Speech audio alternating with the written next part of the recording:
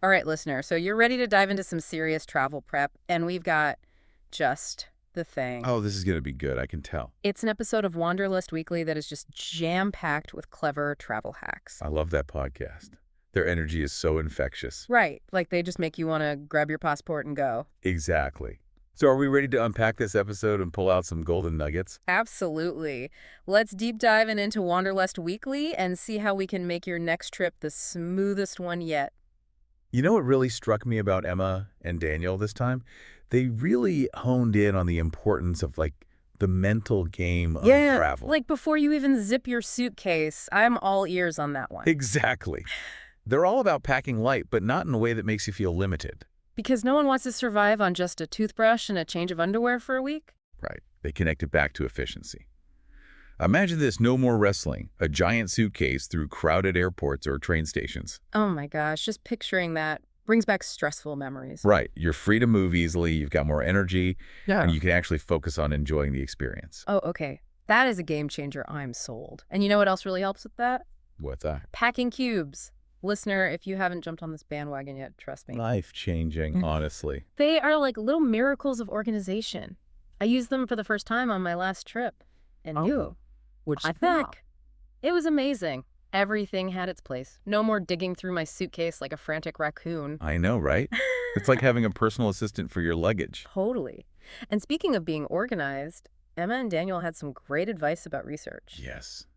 They actually make it sound fun. Because honestly, sometimes planning feels like a chore. Totally.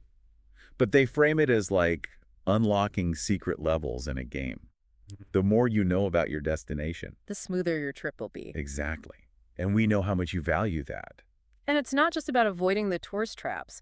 It's about understanding the heart of a place. Right. It's like having that insider knowledge that elevates the whole experience. Yes. Okay, but let's get real for a sec. No matter how much research we do, travel can be unpredictable. Oh, absolutely. You got to be ready for anything. And that's something Emma and Daniel emphasize as well. It's like that saying, expect the unexpected. They shared a story about a flight cancellation that turned into this incredible road trip through the Scottish Highlands because they were open to going with the flow. You see, those are the moments you remember.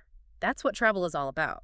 Absolutely. Yeah. And they actually had a great way of putting it. They called it embracing the yes and mentality of travel. Yes, and. I like that. So it's like, yes, this unexpected thing happened. And what awesome adventure can we create out of...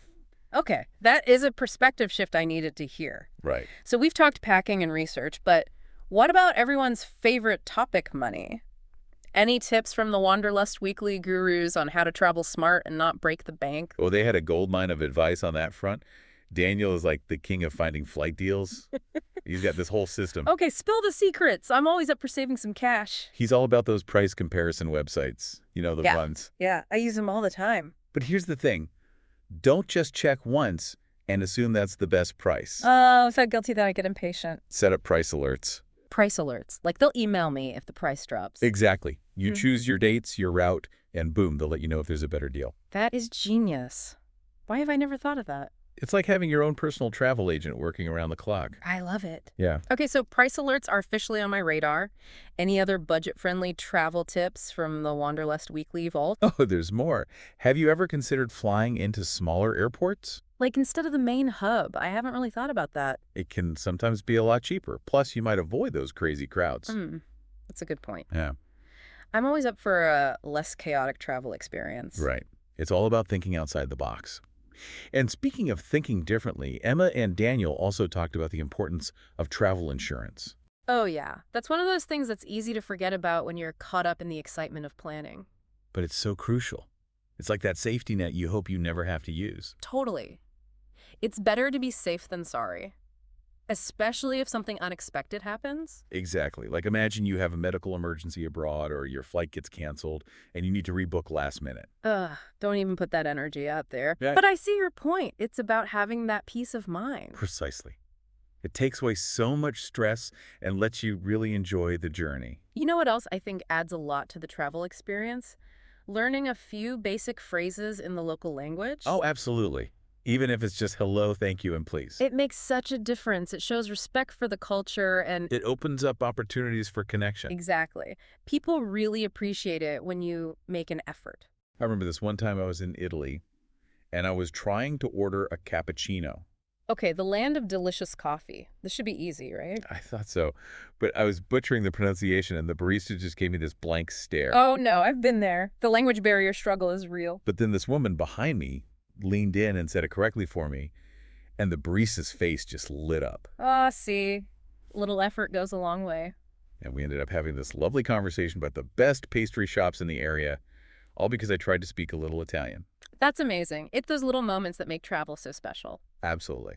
Okay, so we've covered packing like pros, researching like travel agents, and even mastering the art of the flight deal. What other gems did Emma and Daniel share in this episode? Well, they wrap things up with a really interesting point. It's about approaching travel with an open mind and a sense of curiosity. I love that, because at the end of the day, isn't that what travel is all about? Exactly. It's about embracing the unknown, being open to new experiences, and allowing yourself to be surprised. It's so easy to get caught up in the planning and forget to be present in the moment. Right. But that's where the real magic happens, when you let go of expectations and just allow yourself to experience whatever comes your way. It's like that quote, not all those who wander are lost. I love that one. Yeah, And it's so true. Sometimes the best adventures are the ones you didn't plan. absolutely. So as we wrap up this deep dive into travel hacks, any final words of wisdom from Emma and Daniel on how to make the most of every trip? They left listeners with this. What one thing will you do differently on your next trip based on what you've learned today? Ooh, that's a good one. It's a great reminder that even seasoned travelers can always learn something new, Right, like maybe it's finally trying those packing cubes. or setting up a price alert for that dream destination. Or even just learning to say hello in a new language. It's about those small shifts in perspective and those tiny acts of courage that can make all the difference. Exactly. So go out there, explore, embrace the unexpected, and most importantly, have fun. And that wraps up our deep dive into Wanderlust Weekly. We hope this episode has inspired you to embrace your inner travel pro and plan your smoothest trip yet. Until next time, happy travels.